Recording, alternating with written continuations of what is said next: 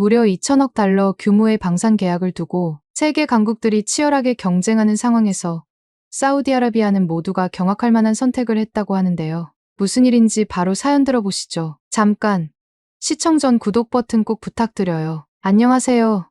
저는 압둘라 알샤말리입니다. 사우디아라비아 국방부 미래전략국 소속 중령으로 일하고 있죠. 2022년 2월 러시아 우크라이나 전쟁이 발발했을 때였습니다. 리야드 국방부 상황실에서 전쟁 상황을 지켜보던 저는 깊은 고민에 빠졌어요. 최첨단 서방 무기들이 전장에서 어떻게 활용되는지, 그리고 그것이 우리 사우디아라비아에게 어떤 의미를 갖는지 생각했습니다. 중령님, 국왕 직속 회의 자료 준비는 어떻게 진행되고 있습니까? 마흐무드 소령이 물었습니다. 저는 책상 위에 놓인 보고서를 바라보며 대답했습니다. 곧 마무리하고 있네. 하지만 솔직히 말해서 이 상황은 우리에게 새로운 길을 보여주는 것 같아. 러시아와 우크라이나의 전쟁은 단순한 지역 분쟁이 아니었습니다. 그것은 미래 전쟁의 모습을 보여주는 살아있는 교과서였죠. 중동의 불안정한 정세 속에서 사우디아라비아가 나아가야 할 방향에 대해 고민했습니다. 더 이상 특정 국가에 군사적으로 의존해서는 안 된다는 생각이 점점 강해졌어요. 그날 저녁, 국왕 직속 국방회의가 소집되었습니다. 회의실은 중동의 현 정세와 사우디아라비아의 미래 안보 전략을 논의하는 열기로 가득했습니다. 국방장관은 심각한 표정으로 말했습니다. 우리는 지금까지 미국과 유럽의 무기 시스템에 전적으로 의존해왔습니다. 하지만 세계 정세가 변화하고 있고 우리도 변화해야 합니다. 안보 자립이 최우선 과제입니다. 저는 고개를 끄덕였습니다. 하지만 그 다음 발언은 저를 놀라게 했죠. 폴란드가 최근 한국의 K9 자주포와 FA-50 경공격기를 대량 도입했다는 소식이 있습니다. 우리도 한국의 방산 시스템, 특히 K9 자주포와 KF-21 전투기를 검토해보는 것이 어떨까요? 국방기획차관의 제안이었습니다. 회의장이 잠시 조용해졌습니다. 저는 속으로 생각했습니다. 한국이라고? 미국도 있고, 독일도 있고, 프랑스도 있는데 왜 하필 한국인가? 오랜 침묵 끝에 왕세자가 입을 열었습니다. 압둘라 중령, 당신이 이 건을 맡아주게. 한국 방산 체계에 대한 철저한 검토가 필요하네. 예상치 못한 지시였습니다. 저는 마음속으로 의구심이 들었지만 군인으로서 명령에 따를 수밖에 없었습니다. 네, 왕세자님, 명령대로 하겠습니다. 회의가 끝난 후 사무실로 돌아와 한국 방산에 대한 자료를 찾아보기 시작했습니다. 솔직히 말하면 제 인식 속에 한국은 그저 저가형 대체제 정도로만 생각되었어요. 서방의 무기 시스템에 비해 품질이나 성능이 떨어질 거라는 선입견이 있었던 거죠. 컴퓨터 화면을 통해 K9 자주포와 KF-21 전투기에 대한 기본 정보를 살펴보면서도 마음 한편으로는 여전히 의구심이 가시지 않았습니다. 이런 무기들이 과연 미국이나 유럽의 그것들과 견줄 수 있을까? 그날 밤 집으로 돌아와 저는 오래된 가족 앨범을 꺼내보았습니다. 제 아버지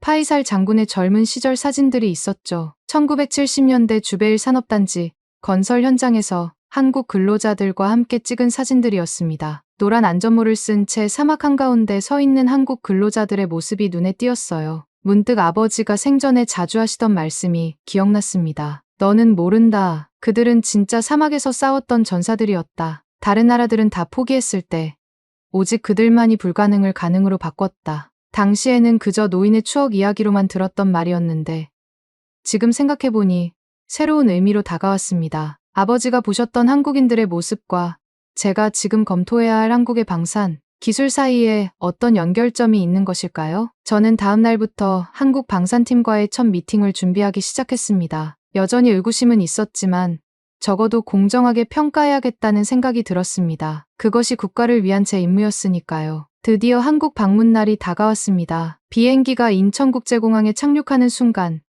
저는 여전히 반신반의하는 마음이었어요. 과연 이 나라가 우리 사우디아라비아의 차세대 국방 시스템을 책임질 수 있을까? 공항에서 나오자 한국 국방부 파견 장교가 저를 맞이했습니다. 전 세계 어디를 가든 영어로 소통하는 데 익숙했던 저에게 그 장교의 첫 인사말은 충격 그 자체였죠. 아살라무 알라이쿰, 압둘라 중령님, 드디어 만났군요. 그는 거의 완벽한 아랍어로 인사했습니다. 앞으로도 양국이 긍정적인 관계로 발전하길 진심으로 바랍니다. 저는 놀라움을 감추지 못했습니다. 와라이쿰 살람, 당신의 아랍어는 정말 훌륭하군요. 그가 미소를 지었어요. 2년간 리야드에서 근무했었습니다. 그곳에서의 시간이 저에게는 매우 소중했죠. 차에 오르면서 서울의 풍경이 눈에 들어왔습니다. 고층 빌딩들과 질서 정연한 도로, 그리고 곳곳에서 느껴지는 첨단 기술의 향기. 저는 속으로 생각했습니다. 이곳은 분명 우리가 생각했던 것보다 훨씬 발전된 나라구나. 다음 날 아침, 우리는 국방부 산하방위사업청을 방문했습니다. 현대적인 건물 안으로 들어서자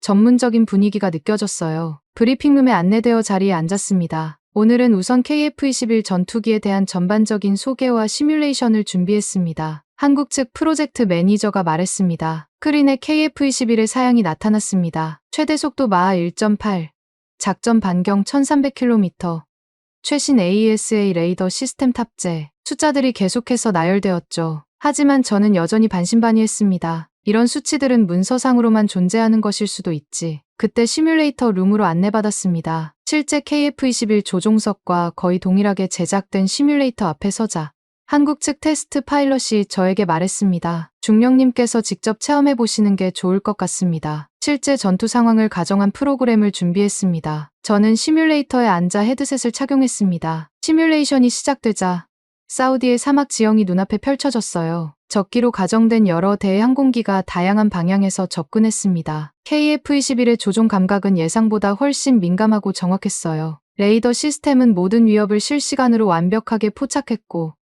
무기 시스템의 정확도는 놀라웠습니다. 시뮬레이션이 끝난 후 제 앞에 상세한 데이터가 제시되었습니다. 목표물 명중률 97%, 위협 대응 시간 1.8초, 극한 환경에서의 시스템 안정성 99%. 이 수치들은 제가 알고 있던 어떤 전투기 시스템보다 뛰어났습니다.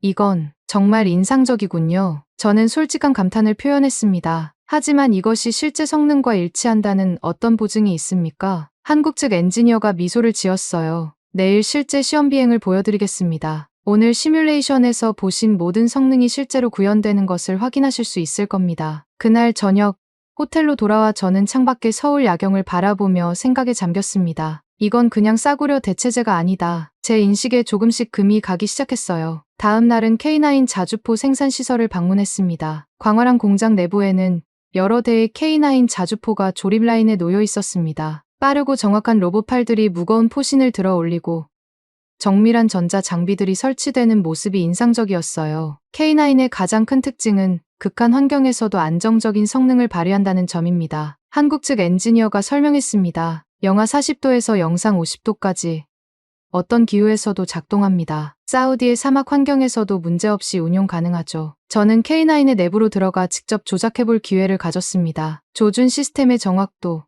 발사 후 위치 변경 속도, 자동 장전 시스템의 효율성, 모든 면에서 탁월했어요. 특히 shoot and scoot, 전술을 구현하기 위한 빠른 기동성이 눈에 띄었습니다. 이 자주포는 발사 후 30초 이내에 다른 위치로 이동할 수 있습니다. 엔지니어가 자랑스럽게 말했어요. 적의 대포병 레이더에 포착되기 전에 이미 다른 곳으로 도주할 수 있죠. 당일 마지막 일정으로 한국 방위산업 관계자들과의 저녁 식사가 있었습니다. 정갈하게 차려진 한국 전통 음식을 앞에 두고 우리는 방산 협력의 가능성에 대해 격이 없이 대화를 나눴어요. 식사 중에 한국 측 대표가 말했습니다. 사실 우리는 사우디아라비아와 특별한 인연이 있습니다. 1970년대 오일 쇼크 이후 한국 경제가 어려울 때 사우디의 건설 프로젝트가 우리에게 큰 도움이 되었죠. 그때의 인연을 우리는 잊지 않고 있습니다. 그 말을 듣는 순간 문득 아버지의 앨범에서 본 사진들이 떠올랐습니다. 사막에서 땀을 흘리며 일하던 한국 근로자들의 모습, 그리고 아버지가 하셨던 말씀. 그들은 진짜 사막에서 싸웠던 전사들이었다. 저는 깊은 통찰을 얻는 기분이었습니다. 이 나라는 단순히 저가 무기를 판매하려는 것이 아니었습니다. 그들에게는 깊은 철학과 역사가 있었어요. 그리고 그 역사의 일부에 사우디아라비아가 있었다는 사실이 저를 놀라게 했습니다. 호텔로 돌아오는 길에 저는 서울의 밤거리를 바라보며 생각했습니다. 이들은 우리가 생각했던 것보다 훨씬 더 깊은 나라구나. 한국 방문 3일째. 저는 예정에 없던 곳을 방문하게 되었습니다. 한국 측 안내원이 갑자기 제안했어요. 오늘은 공식 일정 외에 특별한 곳으로 안내해 드리고 싶습니다. 차량이 도심을 벗어나 한강변으로 향했습니다. 우리는 한 건설회사의 본사 건물로 들어갔어요. 로비에 들어서자 눈에 들어온 것은 거대한 벽면을 차지하고 있는 세계 지도였습니다. 지도 위에는 수많은 붉은 점들이 찍혀 있었죠. 이것은 우리 회사가 지난 50년간 해외에서 수행한 프로젝트들입니다. 안내원이 설명했어요. 보시다시피 중동 지역에 점이 집중되어 있죠. 특히 사우디아라비아예요. 저는 지도에 가까이 다가가 사우디아라비아 영토를 살펴보았습니다. 주베일, 담맘, 리야드, 제다, 주요 도시마다 여러 개의 붉은 점이 찍혀 있었어요. 이 점들이 의미하는 게 뭡니까? 제가 물었습니다. 고속도로, 항만, 공항, 정유시설, 발전소, 담수화 플랜트. 지난 반세기 동안 한국 기업들이 사우디에 건설한 인프라들입니다. 그 말을 듣는 순간 제 마음에 묘한 감정이 일었습니다. 제가 자란 도시들, 매일 지나다니던 도로들, 그리고 사우디의 현대화를 상징하는 많은 시설들이 한국인들의 손을 거쳐 만들어졌다는 사실이 새삼 놀라웠어요. 안내원은 저를 특별 전시실로 안내했습니다. 그곳에는 1970년대와 80년대 사우디 건설 현장의 사진들이 전시되어 있었어요. 사막의 모래바람을 맞으며 일하는 한국 근로자들, 천막 생활을 하며 극한의 더위와 싸우는 모습들, 그리고 완공된 시설 앞에서 사우디 관계자들과 함께 찍은 기념사진들. 당시 우리 건설 근로자들은 사막의 온도가 섭씨 50도를 넘는 환경에서도 작업을 멈추지 않았습니다. 안내원의 설명이 이어졌어요. 많은 외국 업체들이 포기했던 프로젝트들을 우리는 완수했죠. 그 말을 듣는 순간 제 귓가에 아버지의 목소리가 들리는 것 같았습니다. 그들은 대가를 요구하지 않았다. 그저 사막을 뚫고 길을 냈지. 다들 불가능이라고 말할 때 묵묵하게 모든 공사를 성공적으로 이끌어냈던 유일한 나라가 한국이었어. 사진들을 하나하나 살펴보는데 갑자기 한 사진 속에서 낯익은 얼굴을 발견했습니다. 젊은 시절의 제 아버지였어요. 한국 건설사 현장 책임자와 악수를 나누는 장면이었습니다. 이 사진, 저는 놀라움을 감추지 못했어요. 안내원도 놀란 표정이었습니다. 혹시 아세요? 이분은 당시 주베일 프로젝트에서 사우디 측 책임자였던 파이살 알샤말리 장군입니다. 제 아버지십니다. 저는 조용히 대답했어요. 안내원은 더욱 놀란 표정을 지었습니다. 정말요? 파이살 장군님은 우리 회사 역사에서 매우 중요한 인물입니다. 당시 그분의 지원이 없었다면 우리는 그 어려운 프로젝트를 완수하지 못했을 거예요. 저는 사진 앞에 오랫동안 서 있었습니다. 아버지가 한국인들에 대해 항상 존경심을 표했던 이유를 이제야 진정으로 이해할 수 있었어요. 그들은 단순히 돈을 위해 일한 것이 아니라 약속을 지키기 위해, 불가능을 가능으로 만들기 위해 노력했던 사람들이었습니다. 그날 오후 우리는 현대자동차 울산 공장을 방문했습니다. 엄청난 규모의 자동화된 생산 라인을 보며 저는 깊은 인상을 받았어요. 로봇팔이 정확하게 차체를 들어올리고 수백 개의 부품이 완벽한 타이밍에 조립되는 광경은 마치 교향악단의 연주와도 같았습니다. 이 생산 기술이 우리 방산 시스템에도 적용되고 있습니다. 안내원이 설명했어요. 대량 생산 능력과 품질 관리 시스템이 K9 자주포와 KF21의 신뢰성을 보장하죠. 저는 문득 깨달았습니다. 한국의 방산 기술은 단순한 무기 생산이 아니라 종합적인 산업 역량의 결정체였어요. 그들은 자동차도, 선박도, 스마트폰도 세계 최고 수준으로 만들고 있었습니다. 그리고 그 모든 기술력이 방산 시스템에도 집약되어 있었죠. 저녁에는 한국국방연구원을 방문했습니다. 그곳에서 저는 한국의 국방 철학에 대한 깊은 이야기를 들을 수 있었어요. 우리에게 국방은 선택이 아닌 필수입니다. 연구원장이 말했어요. 휴전선 너머에는 항상 위협이 존재하죠. 그래서 우리는 스스로를 지키기 위한 기술을 발전시켜 왔습니다. 그리고 그 과정에서 깨달았습니다. 진정한 안보는 외부 의존이 아닌 자주적 역량에서 온다는 것을요. 그의 말은 제 마음에 깊은 공감을 불러일으켰습니다. 사우디아라비아 역시 불안정한 중동 정세 속에서 자주적 안보 역량을 갖추어야 했어요. 그동안 우리는 서방 국가들의 무기 시스템에 전적으로 의존해 왔지만 그것이 과연 장기적인 해결책인지에 대한 의문이 있었습니다. 우리가 개발한 무기 시스템들은 한국의 특수한 안보 환경을 고려한 것입니다. 연구원장의 설명이 이어졌어요. K9 자주포는 북한의 장사정포에 대응하기 위해, KF21은 주변국의 첨단 전투기에 대응하기 위해 개발되었죠. 순수한 필요에 의해 태어난 무기들입니다. 호텔로 돌아오는 길에 저는 깊은 생각에 잠겼습니다. 한국은 우리가 생각했던 것보다 훨씬 더 깊은 나라였어요. 그들에게 방산 기술은 단순한 비즈니스가 아니라 생존을 위한 필수적인 수단이었습니다. 그리고 그 기술을 발전시키는 과정에서 그들은 독자적인 철학과 접근 방식을 발전시켜 왔던 것이죠. 그날 밤, 저는 오랜만에 아버지의 옛 일기장을 펼쳐보았습니다. 주베일 프로젝트 시절의 기록들이었어요. 아버지는 그곳에서 일했던 한국인들에 대해 이렇게 적었습니다. 그들은 돈을 넘어 신뢰로 일한다. 약속한 것은 반드시 지키고 불가능이라고 여겨지는 일도 끝까지 해내는 놀라운 사람들이다. 이것이 바로 진정한 파트너의 모습이다. 저는 그 순간 깨달았습니다. 한국은 단순히 무기를 파는 나라가 아니라 신뢰를 바탕으로 진정한 파트너십을 추구하는 나라였습니다. 그리고 그 신뢰의 역사는 이미 50년 전 사우디의 사막에서 시작되었던 것이죠. 서울공항에 도착했을 때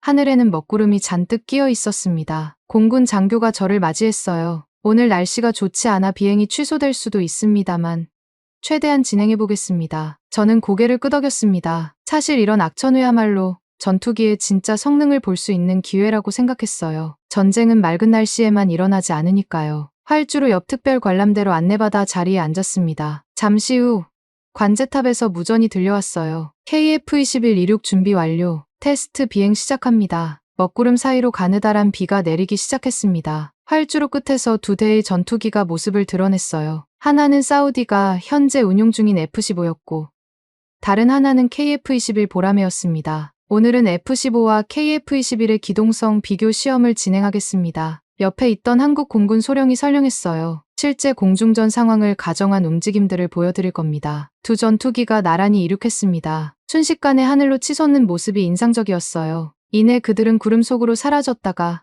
잠시 후 낮은 고도로 돌아왔습니다. 지금부터 첫 번째 테스트인 급선의 기동을 시작하겠습니다. 두 전투기가 초고속으로 지나간 후 갑자기 180도로 방향을 바꾸었습니다. KF-21은 놀라운 민첩함으로 회전을 완료했고 F-15보다 확실히 작은 회전 반경을 보여주었어요. KF-21의 캐노피는 파일럿에게 360도에 가까운 시야를 제공합니다. 한국 소령의 설명이 이어졌습니다. 또한 첨단 비행 제어 시스템은 극한 기동에서도 안정성을 유지하죠. 다음으로 두 전투기는 수직 상승 테스트를 진행했습니다. 모든 공중전에서 고도 우위는 결정적 이점을 제공하기 때문에 중요한 성능 지표였죠. KF-21은 순식간에 하늘로 치솟았고 F-15도 뒤따랐습니다. 두 전투기 모두 인상적인 성능을 보여주었지만 KF-21의 가속 능력이 조금 더 뛰어나 보였어요. 비가 조금 더 세차게 내리기 시작했습니다. 대부분의 에어쇼라면 이런 날씨에 취소되었겠지만 이건 테스트 비행이었습니다. 오히려 악천후에서의 성능을 확인할 좋은 기회였죠. 다음은 적어도 고속 비행과 지형 추적 능력을 시연하겠습니다. 두 전투기가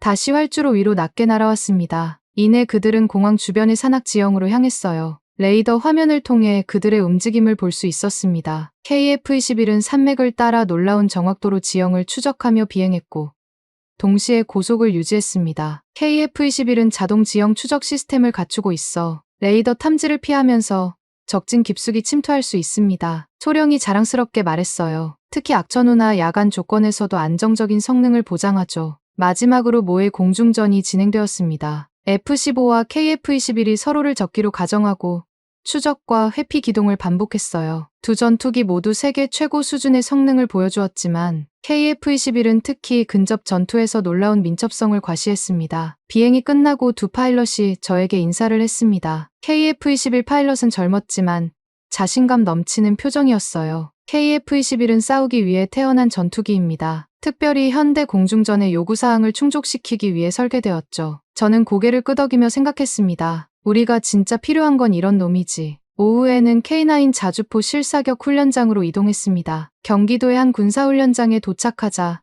넓은 사격장이 눈앞에 펼쳐졌어요. 멀리 표적들이 설치되어 있었고 두 대의 K9 자주포가 대기 중이었습니다. 오늘은 특별히 중령님을 위해 실전 훈련을 재현해보겠습니다. 한국 육군 대위가 말했어요. 훈련이 시작되자 K9 자주포는 먼저 사격 위치로 신속하게 이동했습니다. 놀라운 것은 그 속도였어요. 60톤이 넘는 거대한 장비가 마치 경차처럼 민첩하게 움직였습니다. 목표 좌표가 입력되고 포신이 목표물을 향해 정확하게 조준되었습니다. 그리고 발사 명령이 떨어졌어요. 쿵! 엄청난 굉음과 함께 포탄이 발사되었습니다. 곧이어 멀리 있는 표적에 명중하는 모습이 보였어요. 하지만 더 놀라운 건 그 후였습니다. 발사 직후 K9은 즉시 다른 위치로 이동하기 시작했어요. 30초도 안 되는 시간에 완전히 다른 장소로 이동하여 다시 발사 준비를 마쳤습니다. 이것이 슈트 앤 스쿠트 전술입니다. 대위가 설명했어요. 적의 대포병 레이더가 우리 위치를 파악하기 전에 이미 다른 곳으로 이동하는 거죠. 북한의 장사정포에 대응하기 위해 필수적인 능력입니다. 연속 사격 테스트도 진행되었습니다. K9은 3분 내에 10발의 포탄을 다른 위치에서 발사했고 모든 포탄이 목표물에 정확히 명중했어요. 그 정확도와 속도는 제가 알고 있던 어떤 자주포 시스템보다 뛰어났습니다. 훈련이 끝난 후 한국 교관이 저에게 다가왔습니다. 우리에겐 명령을 기다릴 시간이 없습니다. 바로 살아야 하니까요. 그의 말에는 절박함이 묻어 있었어요. 분단된 국가에서 언제든 전쟁이 일어날 수 있다는 현실은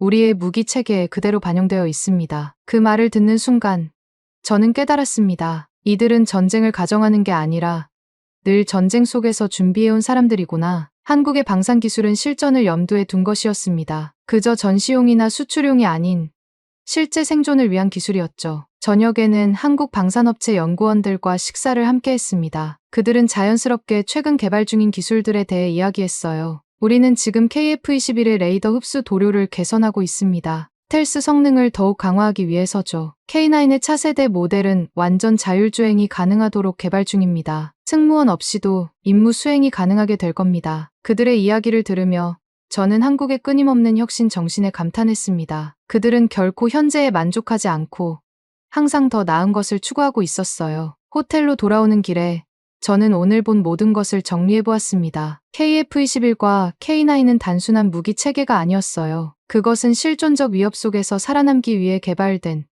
오랜 경험과 첨단 기술의 결정체였습니다. 그리고 그런 무기야말로 사우디아라비아가 진정으로 필요로 하는 것이 아닐까 생각했어요. 제 머릿속에서 한 가지 생각이 점점 또렷해졌습니다. 사우디아라비아의 미래 국방 체계를 구축하는 데 있어 한국은 단순한 공급자가 아닌 진정한 파트너가 될 수 있을 것이라는 확신이었죠. 나흘째 되는 날, 일정표에는 없던 특별한 방문이 있었습니다. 새벽 5시, 갑작스러운 전화로 잠에서 깨어났어요. 중령님, 오늘 특별한 훈련을 참관하실 기회가 생겼습니다. 30분 후 로비에서 뵙겠습니다. 서둘러 준비를 마치고 로비로 내려가자 민간 복장을 한 한국 장교가 기다리고 있었습니다. 그는 조용히 말했어요. 오늘은 공식 방문이 아닙니다. 비공개 훈련을 특별히 보여드리기로 했습니다. 검은색 승합차를 타고 서울을 벗어나 북쪽으로 향했습니다. 차창 밖으로 점점 군사시설이 많아지는 것이 느껴졌어요. 도시에서 멀어질수록 검문소도 늘어났습니다. 우리는 지금 민간인 출입이 제한된 지역으로 들어가고 있습니다. 휴전선과 가까운 최전방 부대의 훈련을 보실 겁니다. 2시간쯤 달렸을까?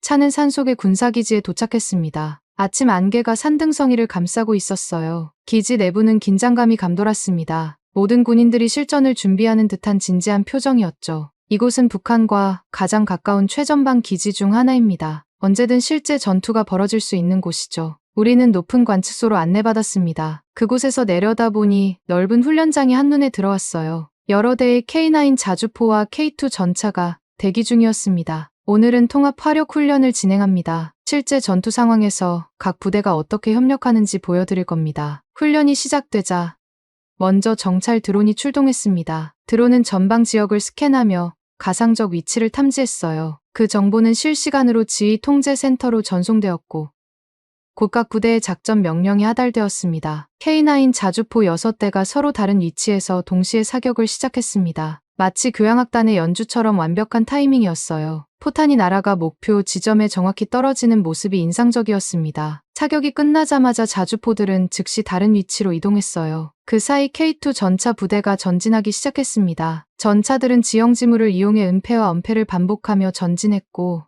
자주포의 포격으로 혼란에 빠진 가상의 적을 향해 정확한 사격을 가했습니다. 이것이 우리의 소산타격 전술입니다. 집중되지 않고 분산된 여러 지점에서 동시에 타격하는 거죠. 적이 대응하기 전에 최대한의 피해를 입히고 재배치하는 겁니다. 훈련 중간에 갑자기 통신 두절 상황이 연출되었습니다. 중앙지휘부와의 연락이 끊어진 상황이었어요. 그러나 놀랍게도 각 부대는 독자적으로 상황을 판단하여 작전을 계속 진행했습니다. 지휘관의 결단력과 부대원들의 자율성이 돋보이는 순간이었죠. 우리는 최악의 상황을 항상 가정하고 훈련합니다. 지휘 체계가 마비되어도 통신이 두절되어도 각 부대가 임무를 완수할 수 있어야 합니다. 한국 교관의 설명이 이어졌어요. 우리에겐 명령을 기다릴 시간이 없습니다. 바로 살아야 하니까요. 북한과의 휴전선은 서울에서 불과 40km 거리에 있습니다. 전쟁이 발발하면 우리에겐 대응할 시간이 많지 않죠. 그 말을 듣는 순간 저는 한국의 군사 체계가 왜 그토록 효율적이고 실전적인지 이해할 수 있었습니다. 그들에게 전쟁은 가상의 시나리오가 아니라 언제든 일어날 수 있는 현실이었어요. 그래서 그들의 무기 체계와 전술은 이론이 아닌 생존을 위한 실용성에 중점을 두고 있었던 것이죠. 점심 식사 후 우리는 사격장으로 이동했습니다. 그곳에서 K9 자주포의 극한 환경 테스트가 진행되고 있었어요. 사우디아라비아의 사막 환경은 우리에게도 도전입니다. 하지만 K9은 영하 40도에서 영상 50도까지 모든 기후에서 테스트되었습니다. 기술자들이 자주포의 엔진과 포신에 인공적으로 모래를 뿌리는 테스트를 진행했습니다. 극한의 조건에서도 K9은 정상적으로 작동했고 사격 정확도도 유지되었어요. 우리는 수년간 중동 국가들의 K9을 수출해왔습니다. 모든 납품된 자주포는 현지 환경에 맞게 특별히 개조되었죠. 사우디아라비아의 경우 냉각 시스템과 방진 장치를 강화할 계획입니다. 오후에는 방산연구소를 방문했습니다. 그곳에서 저는 한국의 미래 무기 체계에 대한 계획을 볼 수 있었어요. 이것은 차세대 전투기 엔진 프로토타입입니다. 연구원이 자랑스럽게 소개했어요. KF-21에 이어 개발 중인 완전 스텔스 전투기에 탑재될 예정이죠. 완전히 국산화된 기술입니다. 작은 유리 케이스 안에 전시된 엔진 부품을 살펴보았습니다. 놀랍게도 그것은 기존 엔진보다 30%나 더 작았지만 성능은 오히려 향상되었다고 합니다. 우리는 이 기술을 사우디아라비아와 공유할 의향이 있습니다. 단순한 무기 판매를 넘어 기술 이전과 공동 개발을 원하기 때문이죠. 그 말을 듣는 순간 저는 한국이 제안하는 것이 단순한 거래가 아님을 깨달았습니다. 그들은 진정한 파트너십을 원하고 있었어요. 무기를 팔고 떠나는 것이 아니라 함께 발전하자는 제안이었습니다. 연구소의 또 다른 구역에서는 인공지능을 활용한 전투 시스템을 개발하고 있었습니다. AI가 전장 상황을 분석하고 최적의 작전을 추천하는 시스템이었어요. 미래 전쟁에서는 의사 결정 속도가 승패를 가를 겁니다. 우리는 인간 지휘관의 판단을 돕는 AI 시스템을 개발하고 있습니다. 저녁에는 한국 공군 장교들과 비공식 모임을 가졌습니다. 술잔을 기울이며 나눈 대화에서 저는 그들의 진솔한 생각을 들을 수 있었어요. 사실 우리는 언제나 열세였습니다. 북한, 중국, 러시아와 같은 강대국에 둘러싸인 작은 나라죠. 하지만 우리는 그 열세를 기술력으로 극복하려 노력해왔습니다. 한 베테랑 파일럿의 말이 특히 인상적이었어요. 우리가 개발한 무기들은 화려함보다 실용성에 중점을 둡니다. 실제 전장에서 살아남기 위한 무기죠. 그것이 한국 방산의 진짜 강점입니다. 호텔로 돌아오는 길에 저는 오늘 본 모든 것을 되새겨보았습니다. 한국의 진짜 무기는 눈에 보이는 하드웨어가 아니었어요. 그것은 생존을 위한 절박함, 끊임없는 혁신 정신, 그리고 자주 국방을 향한 확고한 의지였습니다. 이러한 가치는 사우디아라비아가 추구하는 안보 자립의 방향과 정확히 일치했어요. 우리도 더 이상 특정 국가에 의존하지 않고 스스로 국방 역량을 갖추길 원했습니다. 그리고 한국은 그 여정의 완벽한 파트너가 될 수 있을 것 같았습니다. 한국 방문 마지막 날, 저는 최종 보고서를 작성하기 위해 호텔방에 머물렀습니다. 창밖으로 서울의 아침 풍경이 펼쳐졌어요. 고층 빌딩들이 햇살을 반사하며 빛나고 있었습니다. 며칠간 본 모든 것들이 머릿속을 맴돌았습니다. KF-21의 날렵한 비행, K9 자주포의 강력한 화력, 그리고 무엇보다 한국인들의 진정성과 기술력, 이 모든 것들을 어떻게 보고서에 담아낼 수 있을까 고민했어요. 데스크에 앉아 노트북을 열었습니다. 그동안 수집한 자료들과 찍은 사진들, 그리고 메모들을 정리하기 시작했어요. 그때 휴대폰이 울렸습니다. 압둘라 중령님, 제가 한국방위사업청 김민중 과장입니다. 혹시 지금 시간 괜찮으시면 한 가지 중요한 정보를 더 공유하고 싶습니다. 1시간 후, 저는 서울 시내의 한 카페에서 김 과장을 만났습니다. 그는 비공식적인 자리라며 정장 대신 캐주얼한 옷차림이었어요. 오늘 이렇게 따로 만나자고 한 이유는 공식 자리에서 말하기 어려운 내용이 있어서입니다. 그는 노트북을 열고 저에게 보여주었습니다. 그것은 경쟁사들의 로비 활동에 관한 정보였어요. 최근 몇 주간 미국과 유럽의 방산업체들이 사우디아라비아 정부에 적극적인 로비를 펼치고 있습니다. 그들은 한국 무기의 신뢰성에 대해 의문을 제기하는 보고서를 배포했죠. 저는 깜짝 놀랐습니다. 그런 일이 있었군요. 사실 출장 전에 그런 자료들을 몇 개 받았습니다. 김 과장은 고개를 끄덕였습니다. 예상했던 일입니다. 우리가 시장에 진입할 때마다 이런 일이 발생하죠. 폴란드에서도 비슷한 상황이었습니다. 그는 계속해서 설명했어요. 그들은 한국 무기가 실전 경험이 부족하다고 주장합니다. 하지만 그것은 사실이 아닙니다. 한국은 세계에서 가장 위험한 휴전선을 가진 나라로 우리의 모든 무기는 실제 전쟁을 대비해 설계되었습니다. 저는 생각에 잠겼습니다. 귀국 후 받게 될 질문들, 특히 경쟁사들의 주장에 대해 어떻게 대응해야 할지 고민되었어요. 우리는 그들과 달리 과장된 홍보나 로비에 의존하지 않습니다. 김 과장이 진지하게 말했어요. 우리는 그저 사실만을 보여드리겠습니다. 결정은 중령님과 사우디 정부의 몫입니다. 그의 솔직함이 인상적이었습니다. 과장된 수식어나 공격적인 마케팅 없이 오직 제품의 성능과 진정성만으로 승부하려는 자세였어요. 카페를 나와 김 과장과 함께 걸으며 저는 물었습니다. 한국이 사우디아라비아와 방산협력을 원하는 진짜 이유는 무엇입니까? 단순히 경제적 이득 때문입니까? 그는 잠시 생각하더니 대답했어요. 물론 경제적 측면도 있습니다. 하지만 그보다 중요한 것은 전략적 파트너십입니다. 한국과 사우디는 각자의 지역에서 중요한 위치를 차지하고 있죠. 또한 우리는 과거부터 이어온 특별한 인연이 있습니다. 그의 말에 저는 아버지가 말씀하셨던 1970년대 사우디 건설 현장의 이야기를 떠올렸습니다. 그리고 그것이 단순한 비즈니스 관계가 아니라 깊은 신뢰에 기반한 인연이었다는 것을 새삼 깨달았어요. 한국은 누구보다 사우디의 지정학적 상황을 이해합니다. 우리 역시 강대국들 사이에서 자주적인 국방 역량을 갖추기 위해 노력해왔으니까요. 그리고 우리는 항상 받은 은혜를 기억하는 국가입니다. 호텔로 돌아와 저는 최종 보고서 작성을 시작했습니다. 제목은 단호했어요. 한국 방산 체계 도입 타당성 평가, 전략적 독립을 위한 선택. 보고서 첫 부분에 저는 이렇게 썼습니다. 한국은 가격이 아니라 신뢰를 판다. 1970년대 사막을 닦던 정신 그대로. 그들은 약속을 지키고 결과를 만들어내는 파트너이다. 미국이나 유럽의 무기 체계에 비해 한국의 제품은 더 실용적이며 우리의 특수한 요구사항에 맞춤화될 수 있다. 무엇보다 중요한 것은 그들이 단순한 공급자가 아닌 기술 이전과 공동 개발을 통해 사우디아라비아의 자주적 국방 역량 구축을 지원할 의지가 있다는 점이다. 저는 KF-21과 K9 자주포의 기술적 평가를 상세히 기록했습니다. 특히 두 무기 체계의 사우디 환경 적합성과 운용 효율성에 중점을 두었어요. 또한 한국과의 방산 협력이 가져올 전략적 이점, 특히 기술 이전과 현지 생산 가능성에 대해서도 강조했습니다. 보고서 작성을 마치며 저는 마지막 문단에 개인적인 소견을 추가했어요. 나의 아버지 파이살 알샤말리 장군은 1970년대 한국인들과 함께 사우디의 사막에서 일했다. 그는 항상 그들을 약속을 지키는 사람들이라고 불렀다. 50년이 지난 지금 나는 그 말의 의미를 진정으로 이해하게 되었다. 한국은 단순히 무기를 파는 것이 아니라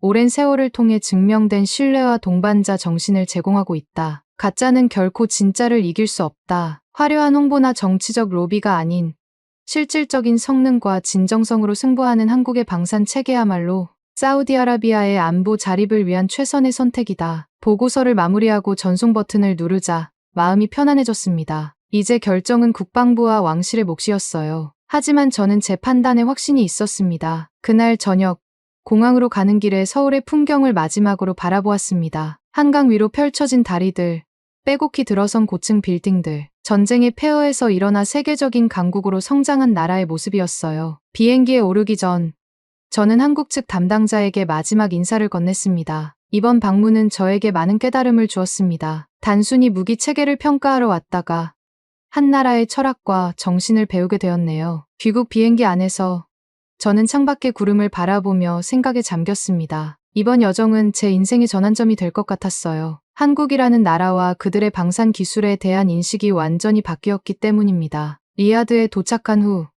저는 곧바로 국방부 보고 회의에 참석했습니다. 회의실에는 군 수뇌부와 왕실 대표들이 모여 있었어요. 압둘라 중령, 한국 방산 체계에 대한 평가 보고를 부탁하네. 국방장관이 말했습니다. 저는 일어나 프레젠테이션을 시작했어요. 처음에는 객관적인 데이터와 기술적 평가를 중심으로 설명했습니다. KF-21의 성능, K9 자주포의 효율성, 그리고 두 시스템의 비용 대비 효과에 대해 상세히 보고했어요. 그리고 마지막으로 저는 개인적인 견해를 덧붙였습니다. 한국의 방산 기술은 단순한 무기가 아닙니다. 그것은 생존을 위한 필요에서 태어난 철학과 정신의 결정체입니다. 그들은 화려한 홍보나 정치적 로비 대신 실질적인 성능과 진정성으로 승부합니다. 가짜는 결코 진짜를 이길 수 없습니다. 회의실은 잠시 조용해졌습니다. 그리고 천천히 고개를 끄덕이는 사람들이 늘어갔어요. 국방부 보고 회의 이후 일이 빠르게 진행되었습니다. 한 달이 채 지나지 않아 왕실에서는 한국과의 방산 협력을 추진하라는 지시가 내려왔어요. 저는 협상팀의 일원으로 지명되었습니다.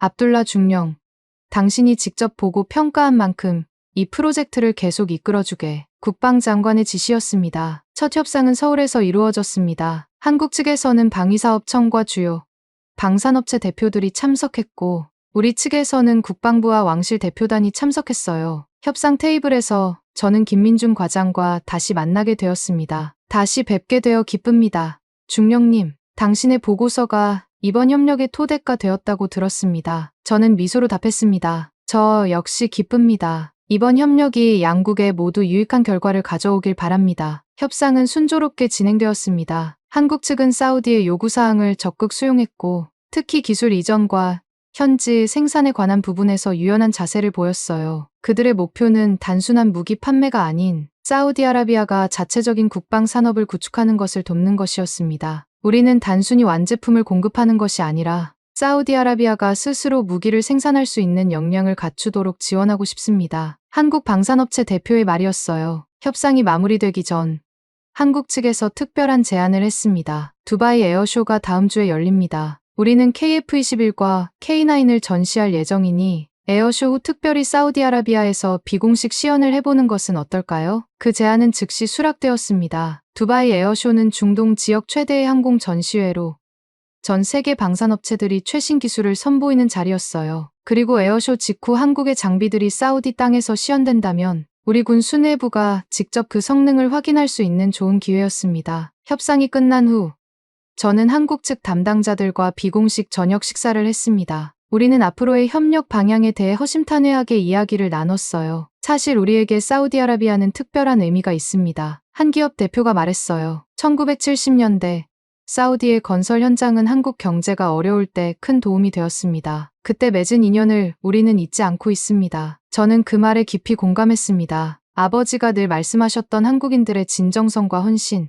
그리고 약속을 지키는 태도가 여전히 이어지고 있다는 사실이 감동적이었어요. 이틀 후 두바이 에어쇼가 시작되었습니다. 저는 사우디 대표단의 일원으로 참석했어요. 전 세계의 최첨단 항공기와 방산 장비들이 전시된 가운데 KF-21 보라매가 특히 눈길을 끌었습니다. 이것이 아시아의 신의 전투기군요. 미국과 유럽의 독점에 도전장을 내민 셈이네요. 옆에 선아랍에미리트 장교가 말했습니다. KF-21의 비행 시연은 압도적이었습니다. 보라색 하늘을 가르며 날아오른 전투기는 놀라운 기동성을 과시했어요. 수직 상승, 급선회, 저고도 고속 비행, 모든 움직임이 완벽했습니다. 특히 인상적이었던 것은 전투기의 안정성이었어요. 격렬한 기동에도 불구하고 KF-21은 흔들림 없이 정확한 궤적을 유지했습니다. 에어쇼가 끝나고 약속대로 한국 대표단은 사우디아라비아를 방문했습니다. KF-21 한 대와 K9 자주포 2대가 특별히 리야드 근처의 군사 기지로 운송되었어요. 이 방문은 공식적으로 발표되지 않은 비공개 행사였습니다. 리야드 외곽 사막 지대에 마련된 시연장에서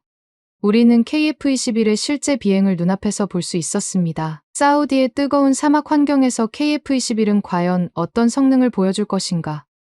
이것이 모두의 관심사였어요. 아침 8시, 시연이 시작되었습니다. 활주로 끝에서 KF-21의 엔진이 점화되었고 이내 굉음과 함께 하늘로 치솟았습니다. 파란 하늘을 배경으로 날아오르는 은빛 전투기의 모습은 마치 신화 속 천마와도 같았어요. 오늘은 실전 상황을 가정한 시나리오로 진행하겠습니다. 한국 측 책임자가 설명했습니다. 적기의 진입, 요격, 공대지 공격, 그리고 귀환까지의 전 과정을 보여드리겠습니다. KF-21은 먼저 고고도로 상승했습니다. 이후 가상의 적기를 탐지하고 요격하는 시나리오가 펼쳐졌어요. 레이더 화면을 통해 우리는 KF-21이 표적을 정확히 포착하고 추적하는 것을 확인할 수 있었습니다. KF-21의 AESA 레이더는 최대 200km 거리에서 적기를 탐지할 수 있으며 동시에 여러 표적을 추적할 수 있습니다. 다음은 공대지 공격 시나리오였습니다. KF-21은 저고도로 급강한 후 정확히 지정된 목표물을 향해 모의 미사일을 발사했어요. 이어서 적의 대공 방어망을 회피하는 기동을 선보였습니다. 마치 사막의 모래바람처럼 빠르고 예측 불가한 움직임이었어요. 마지막으로 KF-21은 완벽한 착륙을 보여주었습니다. 모든 시나리오가 문제없이 성공적으로 마무리되었죠. 이것이 우리의 KF-21 보라매입니다. 보라매는 한국의 맹금류로 날카로운 시야와 빠른 사냥 능력으로 유명합니다. 한국 측 파일럿이 자랑스럽게 설명했어요. 오후에는 K9 자주포의 시연이 이어졌습니다. 사막의 극한 환경에서도 K9은 놀라운 성능을 발휘했습니다. 영상 45도가 넘는 온도에서도 엔진과 포신이 안정적으로 작동했고 사격 정확도도 그대로 유지되었어요. 특히 인상적이었던 것은 K9의 기동성이었습니다. 60톤이 넘는 거대한 장비가 사막의 모래 위를 마치 전차처럼 빠르게 움직였어요. 슈트 앤 스쿠트 전술을 시연하는 동안 K9은 발사 후 30초 만에 다른 위치로 이동하여 다시 사격 태세를 갖추었습니다. K9에 탑재된 냉각 및 여과 시스템은 특별히 사막 환경을 고려하여 설계되었습니다. 모래와 먼지가 엔진이나 전자 장비에 영향을 미치지 않도록 했죠. 시연이 끝난 후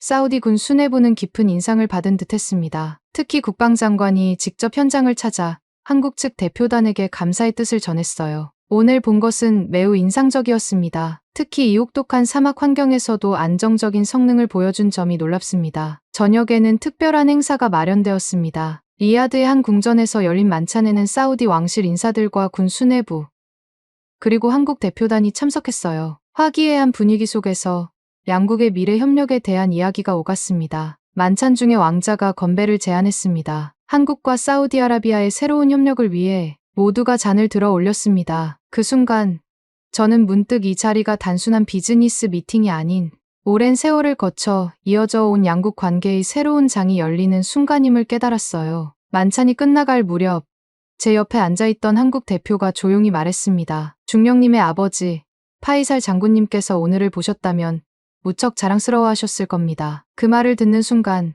제 마음속에 아버지의 목소리가 울려 퍼졌습니다. 그들은 모래 위에 길을 내고 이제는 하늘에도 길을 내는구나. 저는 창밖으로 눈을 돌렸습니다. 리야드의 밤하늘에 무수한 별들이 빛나고 있었어요. 그 별들 사이로 언젠가 KF-21 보라매가 날아오를 날을 그려보았습니다. 사우디의 하늘을 지키는 새로운 수호자가 될 그날을. 리야드 시내 최대 컨벤션 센터 킹 압돌라 인터내셔널 컨퍼런스 센터의 대형 홀은 사람들로 가득 찼습니다. 오늘은 사우디아라비아와 한국 간의 전략적 방산 협력 강화를 공식 발표하는 역사적인 날이었어요. 무대 중앙에는 양국 국기가 나란히 걸려 있었고 앞줄에는 사우디 왕실 인사들과 한국 측 고위 대표단이 착석해 있었습니다. 저는 국방부 대표로 연단에 서서 행사를 진행했죠.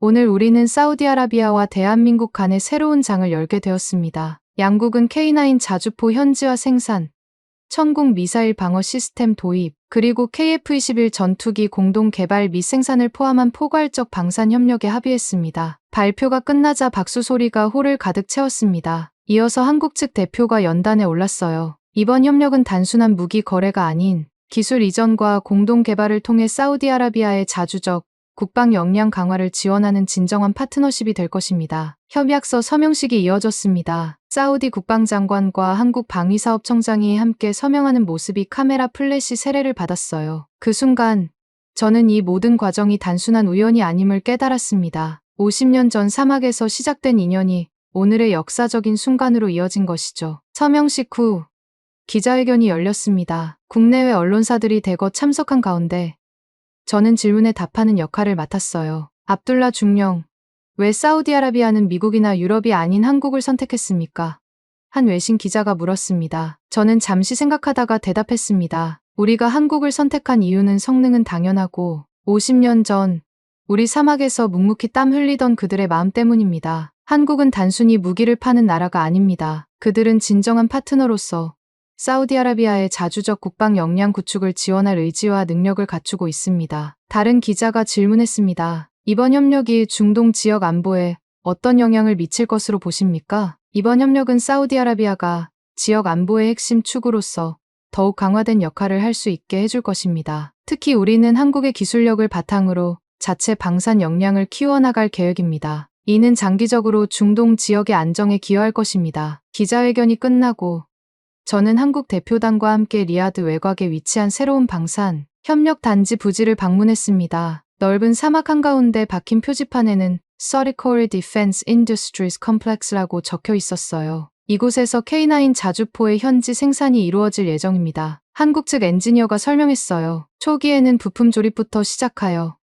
점차 핵심 기술의 현지화를 진행할 계획입니다. 햇볕이 강하게 내리쬐는 가운데 저는 이 황량한 사막이 머지않아 첨단 방산시설로 변모할 모습을 상상했습니다. 1970년대 한국 건설 근로자들이 이와 비슷한 사막에서 산업단지를 일구어낸 것처럼 이제는 양국이 함께 새로운 미래를 건설하는 것이었어요. 그날 저녁, 왕실에서 마련한 특별 만찬이 열렸습니다. 양국의 주요 인사들이 참석한 가운데 왕세자가 직접 축사를 했어요. 오늘 우리는 단순한 협약을 넘어 진정한 동맹의 첫걸음을 내딛었습니다. 한국은 50년 전 사우디의 발전에 기여했고, 이제 우리는 함께 더 높은 목표를 향해 나아갈 것입니다. 만찬 중에 한국 측 수석 대표가 특별한 선물을 전달했습니다. 그것은 1970년대 주베일 산업단지 건설 당시의 사진첩이었어요. 그 안에는 사막에서 땀을 흘리며 일하는 한국 근로자들과 사우디 관계자들의 모습이 담겨 있었습니다. 우리는 결코 잊지 않습니다. 사우디아라비아가 한국에 보내준 신뢰와 기회를.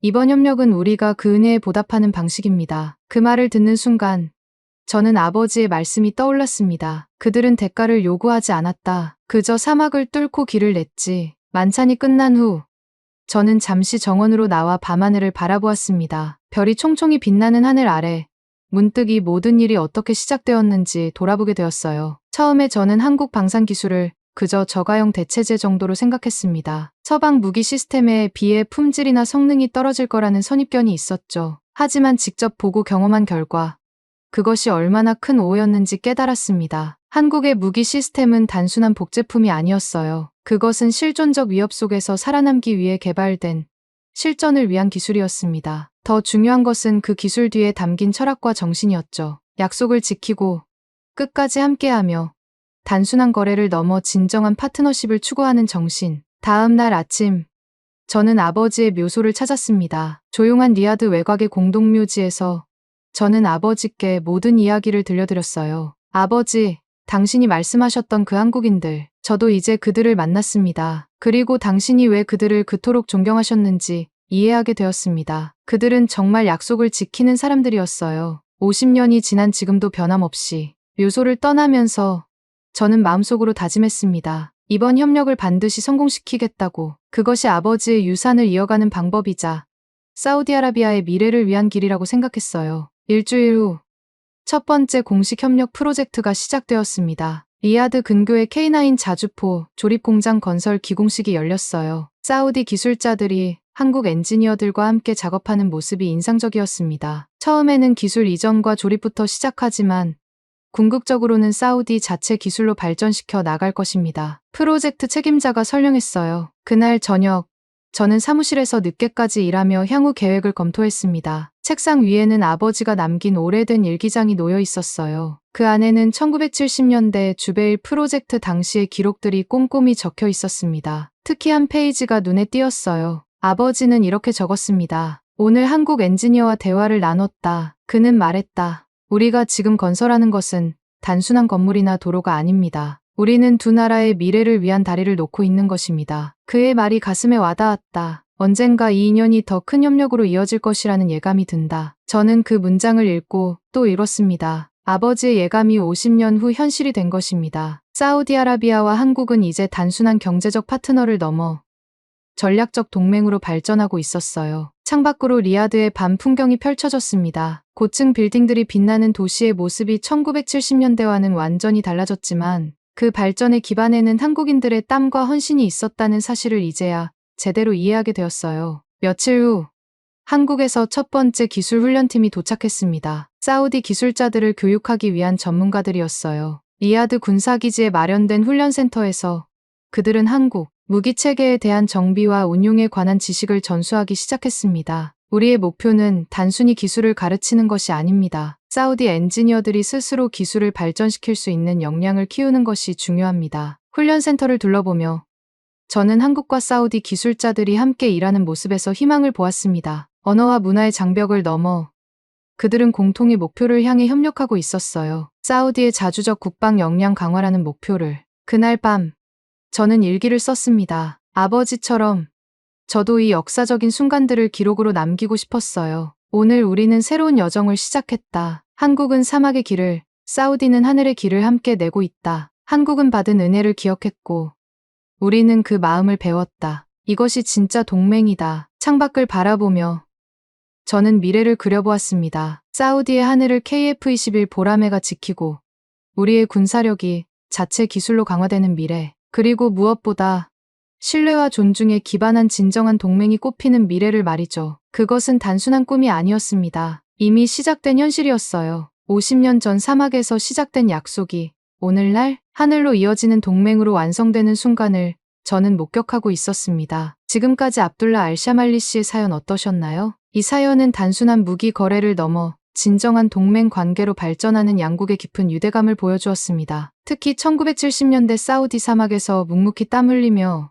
일했던 한국 근로자들의 정신이 50년이 지난 지금까지도 이어진다는 점이 가슴 뭉클했습니다. K9 자주포와 KF-21 보라매를 통해 드러난 대한민국의 뛰어난 방산기술력은 세계 최고 수준임을 다시 한번 확인할 수 있었습니다. 단순히 성능만 뛰어난 것이 아니라 그 기술 뒤에 담긴 한국인의 철학과 정신이 더 큰 감동을 주었지요. 압둘라의 아버지 파이살 장군께서 생전에 말씀하셨던 그들은 대가를 요구하지 않았다. 그저 사막을 뚫고 길을 냈지라는 말씀이 오늘날까지 이어져 하늘의 길로 확장되는 모습을 보니 우리 대한민국의 저력을 다시 한번 느끼게 됩니다. 여러분들의 생각을 댓글로 남겨주세요. 여러분의 관심이 더 좋은 콘텐츠를 만드는 원동력이 됩니다. 감동을 향한 여정, 감동여행이었습니다. 감사합니다.